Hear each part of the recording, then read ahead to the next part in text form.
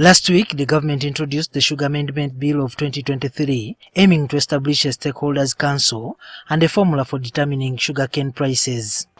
The committee was informed that despite farmers' contributions in sustaining the sugar industry, farmers have not benefited much from the industry, and this is the time farmers were empowered to benefit from the industry. Today, Parliament's Trade, Industry and Cooperatives Committee presented a report on its discussions with various stakeholders in the sugar industry in preparation for the bill's debate. The committee's report criticizes the Ministry of Trade for granting licenses to sugar factories unlawfully.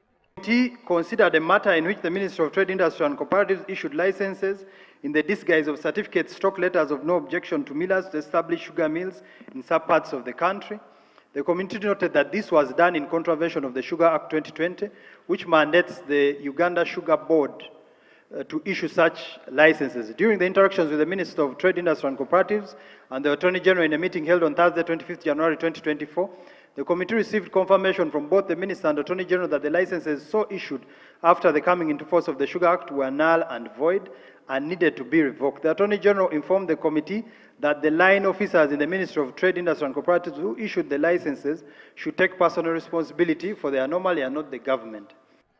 The report also suggests that milling companies must have the capacity to process a minimum of 50% of the sugarcane within their own nucleus, thereby avoiding millers encroaching on other companies' outgrowers.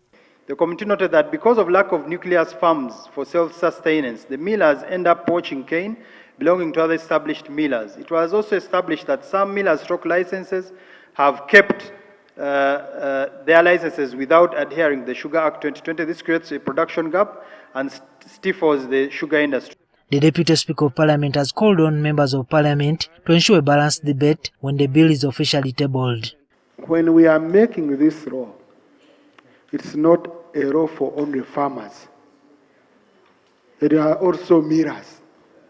Otherwise, farmers will not benefit when there are no millers. The contents of the sugar bill are scheduled for debate in the coming week in Parliament. Juma Kiria, NTV.